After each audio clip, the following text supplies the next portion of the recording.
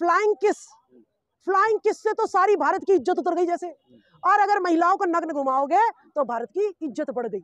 आज हमें भी सर पे कफन बांधकर, हाथ में बंदूक लेकर और अपनी बहन बेटियों की रक्षा के लिए निकलना पड़ा। हमारा ओबीसी भाई आपस में लड़वाते हो, और जब मंदिर का गल्ला देना होता है तब जो है आपको स्वर्णवादी याद आते हैं, तब मनुवादी याद आते हैं, तब मोनू यादव याद नहीं आता, तब जो है कोई जो है ना आपको मौर्य याद नहीं आता, कब कोई वाल्मीकि याद नहीं आता, कब कोई चमार याद नहीं आता, तब महिलाएं याद नहीं आती। जब मंदिर का पुजारी बनाना होता है, जब राम मंदिर की कमेटी बनानी होती है, जब कैबिनेट मंत्रालय में आपको लोग भरने होते हैं, तब अब ओबीसी याद नहीं आता। हिंदू मुस्लिम के दंगे कराने होते हैं तब ओबीसी याद करूंगी। मोदी के परिवार वाले जाए धर्म मचाने, योगी के परिवार वाले जाए धर्म मचाने, ठीक है, स्मृति ईरानी के बच्चे जाए, सारे मंत्रियों के बच्चे तो विदेशों में पढ़ रहे हैं और हमारे को अनपढ़ रखे और आप आतंकवादी बना रहे हो, बजरंग दल में शामिल करा रहे हो। बताओ कौन सा नेता का बच्चा जो है नू मेवात में था, बताओ कौन सा नेता का बच्चा जो है ना धर्म बचाने के लिए मणिपुर में। फ्लाइंग किसके मुद्दे को देखकर फिर भी कोई अगर भाजपा को वोट देता है, मैं सोचती हूँ कि भाई उस आदमी की मानसिकता भी यही है कि औरतों को नग्न करके भारत में घुमाया जा सकता है। स्मृति ईरानी भी इसी मानसिकता की है। भाई टीवी में तुम एक्ट्रेस करती होगी, नंगी घूमती होंगी, हम नहीं घूमते, भारत की महिलाएं नहीं घूमती, ठीक है।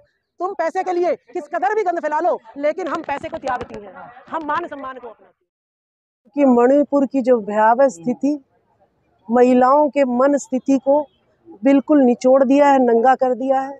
आज मुझे लग रहा है भारत की सारी महिलाएं जैसे निवस्त्र घूम रही हैं, और कोई भी महाभारत का द्रौपदी को बचाने तो आ गया, लेकिन आज मणिपुर की महिलाओं को बचाने के लिए 1 मीटर भी कपड़ा मुझे कहीं से आता नजर नहीं आया। मुझे लगा कि जो देश की सेवा पति कर सकता है वो अपनी पत्नी की सेवा भी नहीं कर सकता। फूलन देवी के पिता ने, उनके भाई ने, उनके रिश्तेदार ने, उनके गांव ने, उनके जो है नेताओं ने और देश के न्यायालयों ने, प्रधानमंत्री ने, किसी ने भी उनके साथ न्याय नहीं किया। तो यानी आज हमें फूलन देवी के उसूलों पे चलना पड़ेगा। आज हमें भी सर पे कफन बांधकर, हाथ में बंदूक लेकर और अपनी बहन बेटियों की रक्षा के लिए निकलना पड़ेगा। भारत में लोकतंत्र है ना, तो इस सब की जरूरत कैसे पड़ेगी? न्यायालयों से भी न्याय मिल सकता है, सरकारें भी न्याय देने के लिए मेहनत कर सकती हैं। इस देश में लोकतंत्र है, बृजभूषण के लिए लोकतंत्र है। आप जाइए, कितनी भी बहन बेटियां छेड़ो, कुछ नहीं बाल बाका होगा। इस दुनिया में लोकतंत्र है। स्मृति ईरानी की बेटी शराब बेच सकती है, लोकतंत्र है। इस देश में लोकतंत्र है। स्मृति ईरानी अपनी पत्नी की, अपनी सहेली के पति को लेकर जो है भाग सकती है। इस देश में लोकतंत्र है कि नेताओं की बच्चे मुसलमान से शादी कर सकते हैं, लेकिन जमीन पर अगर मुसलमान से कोई जो है बात भी करता है तो वो जो है लव जिहाद या हिंदू मुस्लिम का हो जाता है, या वो पाकिस्तानी हो जाता है। तो यहाँ पर जो लोकतंत्र है वो मनुवादियों के लिए है, वो स्वर्णवादियों के लिए है, वो SC ST OBC माइनॉरिटी के लिए या महिलाओं के लिए यहाँ लोकतंत्र नहीं है।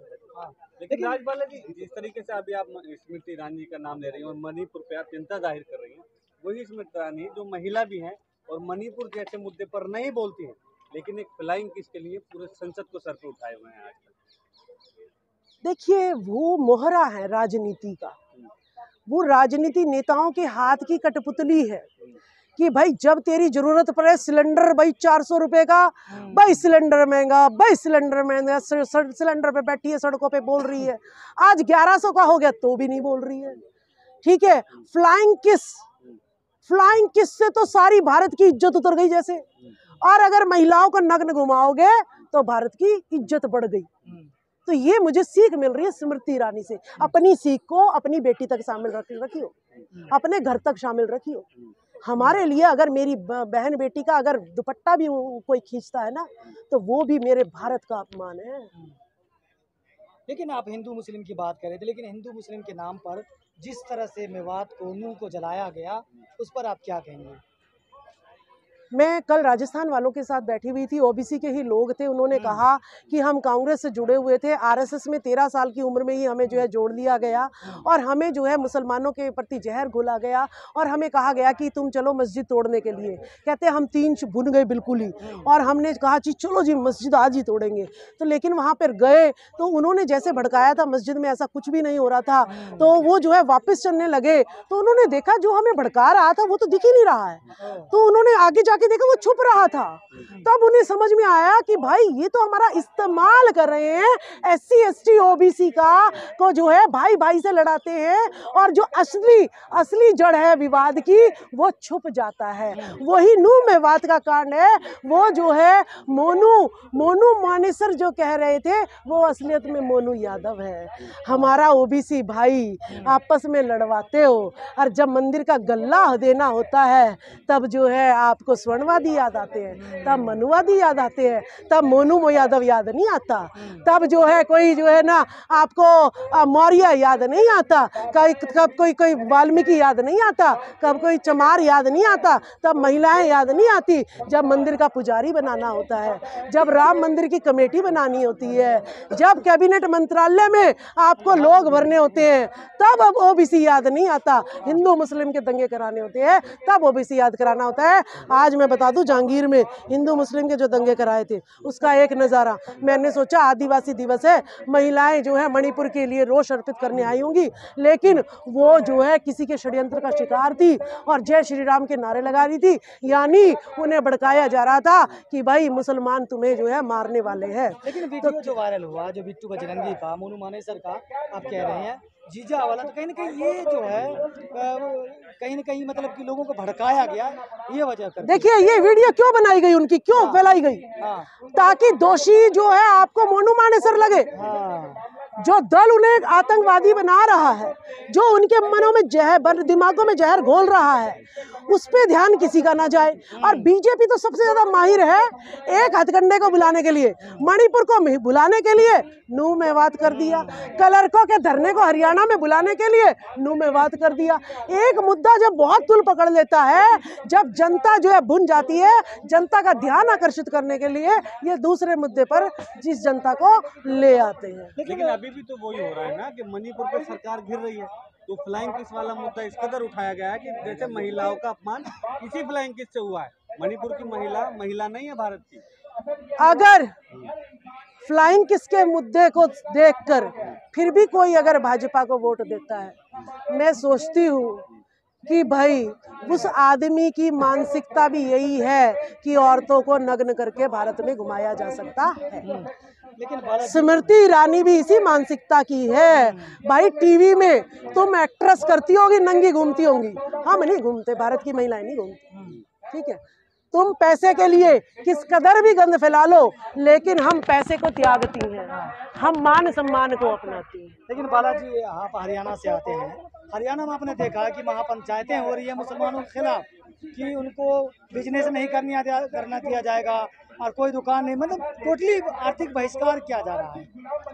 देखिए राजकुमार सैनी जी का 1 जुलाई को बहुत बहिष्कार किया था, ब्राह्मणों ने बहुत बहिष्कार किया था कि भाई राजकुमार सैनी जो है धर्म को का नाश कर रहा है, इसको हम छोड़ेंगे नहीं। और महापंचायतें हुई और देखा उनके अलावा कोई भी बाहर नहीं निकला, 3% के अलावा, तो चुप।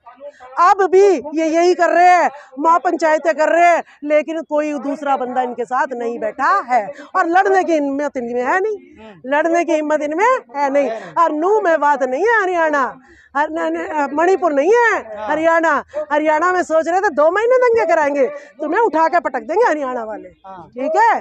खट्टर की 2 बार की सरकार है, मजाल है जो उसको एक भी दिन जो है चैन से बैठने दिया हो। ये हरियाणा के लोग हैं, बहन बेटियों की इज्जत को जो है ना सबसे बड़ा समझते हैं। सवाल ये है बालाजी कि जैसे कहा जा रहा था कि जैसे बेटियां हरियाणा की बैठी हुई थी, जाटों का आंदोलन है, लेकिन जाटों ने वहाँ अलग कर लिया अपने आप को कि हम इस दंगे में नहीं फंसना चाहते, हम आपका साथ नहीं देंगे बजरंग दल के लोग। हाँ, बजरंग दल के लोगों को हाँ मना कर दिया बिल्कुल। उनकी महिलाएं भी कह रही है कि हम हिंदू नहीं है। हम हिंदू नहीं है, हम अपने भाइयों के साथ है। हम राजनीतिक षड्यंत्रों को जानते हैं। ये नेता आम जनता को जो है आतंकवादी बनाती है, जम्मू कश्मीर सारे राज्य में करवा रही है ये। तो यानी समझ जाइए, जम्मू कश्मीर में भी नेता ही पत्थरबाज पैदा करते थे, जैसे कि नूह मेवात और मणिपुर में किया जा रहा है। तो आम जनता को ऐसे ही बदनाम करते हैं ये, और सत्ता जो है खुद बैठ जाते हैं। मैं अपील करूंगी, मोदी के परिवार वाले जाए धर्म बचाने, योगी के परिवार वाले जाए धर्म बचाने, ठीक है, स्मृति ईरानी के बच्चे जाए, सारे मंत्रियों के बच्चे तो विदेशों में पढ़ रहे हैं, और हमारे को अनपढ़ रख के और आप आतंकवादी बना रहे हो, बजरंग दल में शामिल करा रहे हो। बताओ कौन सा नेता का बच्चा जो है नूह मेवात में था? बताओ कौन सा नेता का बच्चा जो है ना धर्म बचाने के लिए मणिपुर में था? एक का भी नाम बता दो। अगर नहीं है तो जनता को समझना पड़ेगा कि ये अपने बच्चों को पढ़ाते हैं, MP MLA बनाते हैं, बड़े अधिकारी बनाते हैं, और तुम्हें अनपढ़ रखकर और तुम्हें धर्म कांडों में फंसाकर और तुम्हें जो है तुम्हारा शोषण करते हैं, तुम्हारी बहन बेटियों को उठा ले जाते हैं। लेकिन एक सवाल लास्ट में आपसे है कि जिस तरीके से दंगाइयों के नाम पर बुलडोजर एक्शन होने लगा है, कानूनी प्रक्रिया नहीं होती। पहले बाबा साहब का संविधान होता था जिससे अपराधियों को सजा दी जाती थी, अब बाबा का बुलडोजर होता है जिससे दंगाइयों पे मतलब के नाम पे कार्रवाई की जाती है और टारगेट किया जाता है एक समुदाय को, जबकि मौलाना साहब के कातिलों के घरों पे बुलडोजर नहीं चलता। देखिए, इनके दांत हाथी के खाने के कुछ और दिखाने के कुछ और। इनको चाहिए तो मैं तो कह रही हूँ संसद में मुसलमान भी बैठे हैं। भाई मोदी योगी वहीं से पहले मुसलमान खाली कर लो ना, तुम वहां से संदेश दे दो, हम यहाँ से खाली कर देंगे। वहां तुम अपने रिश्ते बनाओ और यहाँ मैं आपस में भाईचारे से लड़वाओ। तो जनता को ये अपील है, कहो संसद में तुम्हारे जितने नेता बैठे हैं ना, जो तुम्हारे दुश्मन है, संसद से बाहर निकालो, तब तुम्हें मानेंगे, नहीं तो जूते मारेंगे। जनता को ये करना पड़ेगा, नहीं तो तुम्हारी बहन बेटियां यूं ही रुसवा होंगी।